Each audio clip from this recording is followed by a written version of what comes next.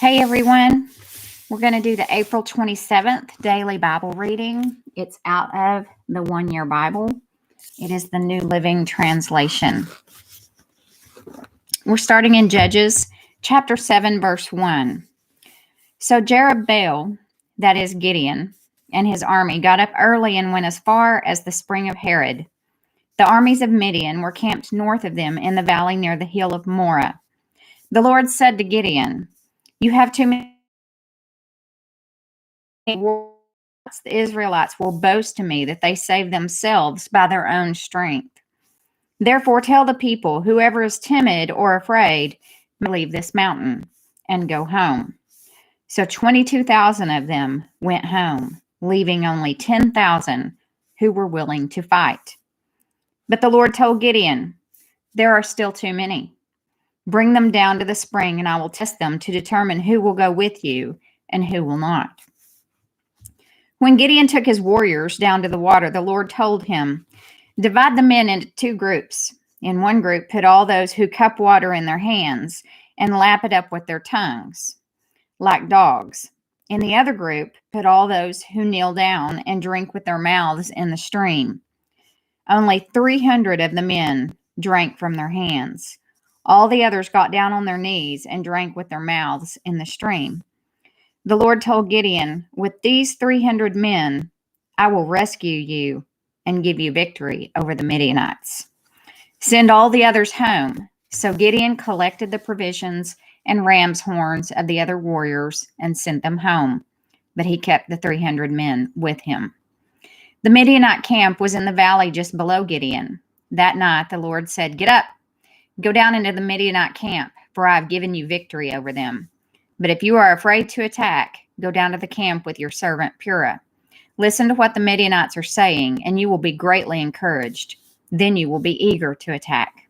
So Gideon took Purah and went down to the edge of the enemy camp. So Gideon was afraid. The armies of Midian, Amalek, and the people of the east had settled in the valley like a swarm of locusts. Their camels were like grains of sand on the seashore, too many to count.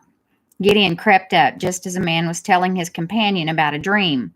The man said, "I had this dream, and in my dream a loaf of barley bread came tumbling down into the Midianite camp. It hit a tent, turned it over, and knocked it flat." His companion answered, "Your dream can mean only one thing. God has given Gideon, son of Joash, the Israelite, victory over Midian and all its allies." When Gideon heard the dream and its interpretation, he bowed in worship before the Lord. Then he returned to the Israelite camp and shouted, "Get up, for the Lord has given you victory over the Midianite hordes." He divided the 300 men into three groups and gave each man a ram's horn and a clay jar with a torch in it. Then he said to them, "Keep your eyes on me. When I come to the edge of the camp, do just as I do. As soon as I and those with me blow the ram horns too, all around the entire camp, and shout for Lord and for Gideon." It was just after midnight, after the changing of the guard, when Gideon and the 100 men with him reached the edge of the Midianite camp. Suddenly they blew the ram's horns and broke their clay jars. Then all three groups blew their horns and broke their jars. They held the blazing torches in their left hands and the horns in their right hands, and they all shouted, "A sword for the Lord and for Gideon." Each man stood at his position around the camp and watched as all the Midianites rushed around in a panic, shouting as they ran to escape.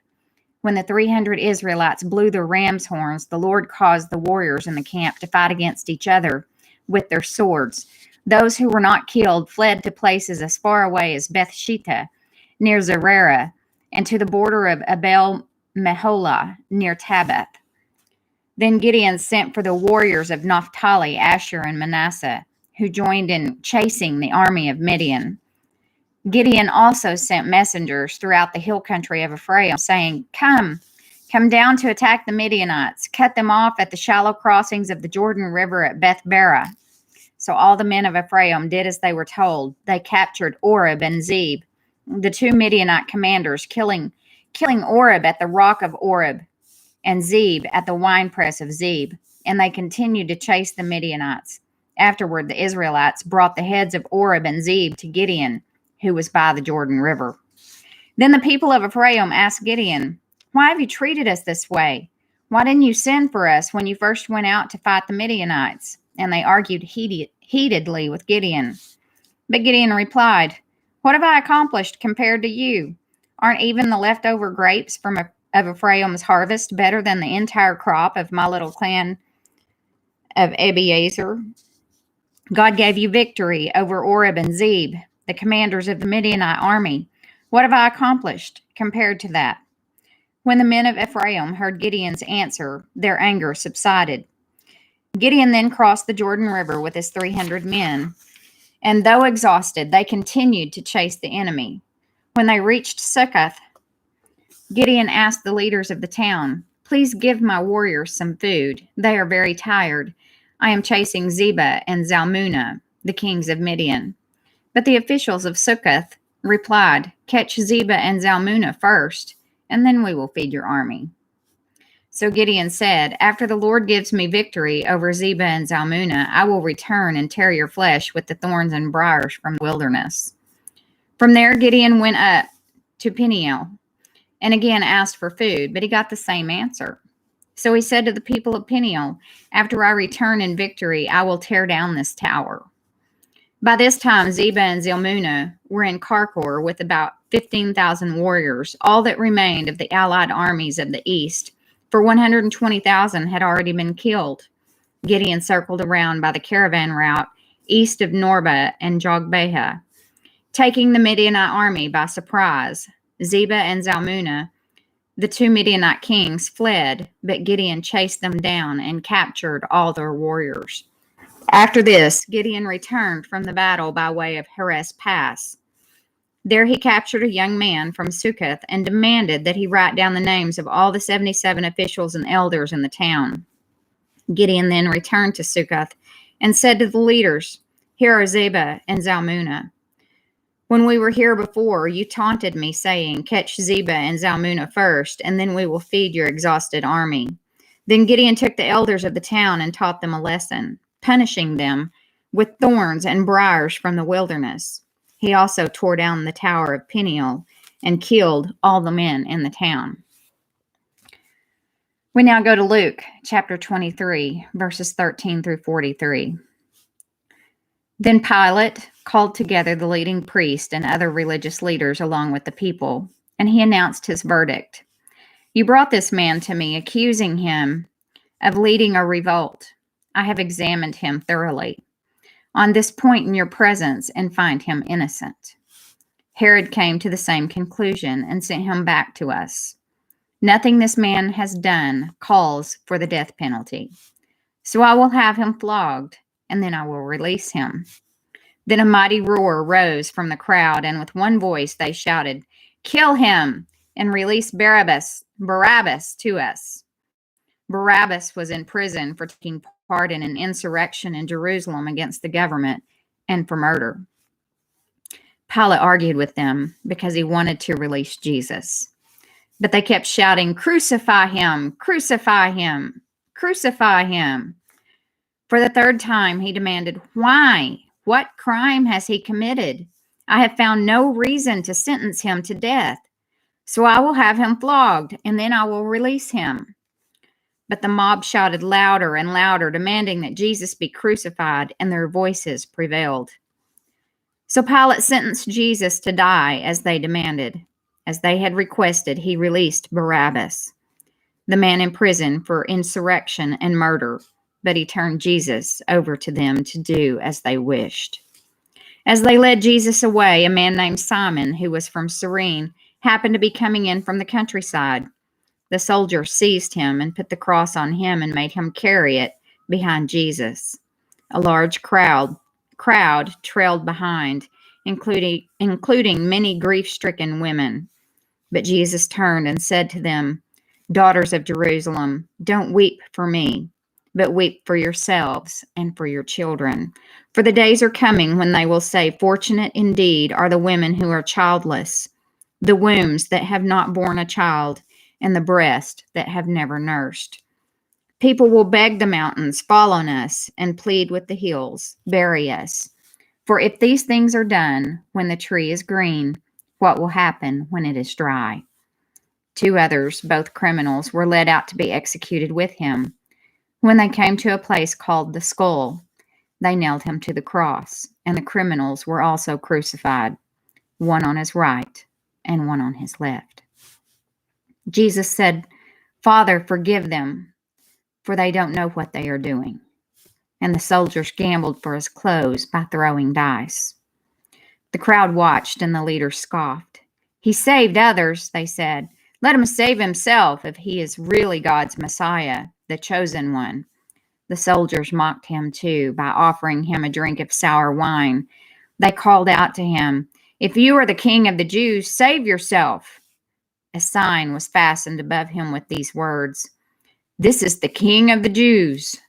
One of the criminals hanging beside him scoffed, "So you're the Messiah, are you? Prove it by saving yourself, and us too while you're at it."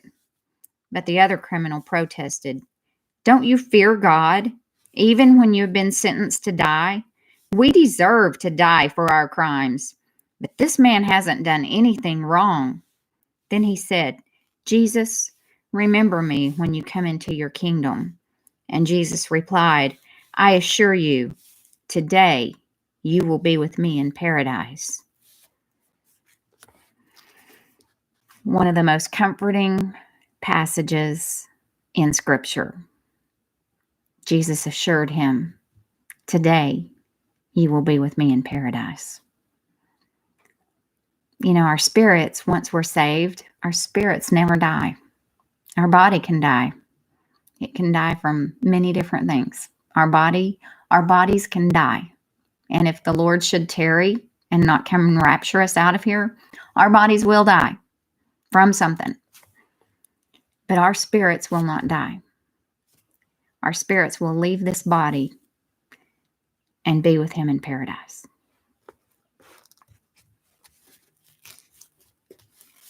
We now go to Psalm chapter 97, verse 1.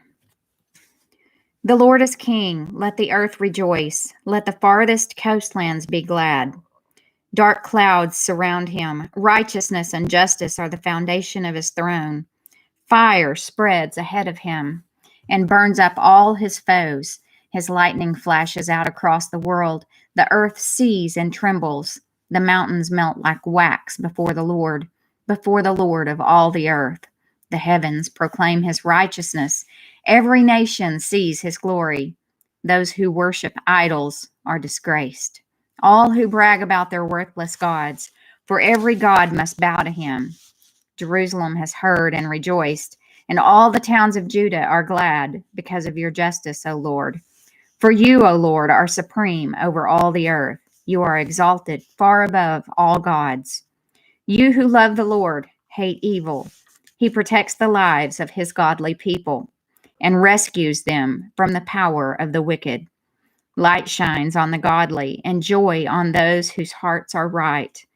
May all who are godly rejoice in the Lord and praise his holy name. Psalm 98, verse 1. Sing a new song to the Lord, for he has done wonderful deeds. His right hand has won a mighty victory. His holy arm has shown his saving power.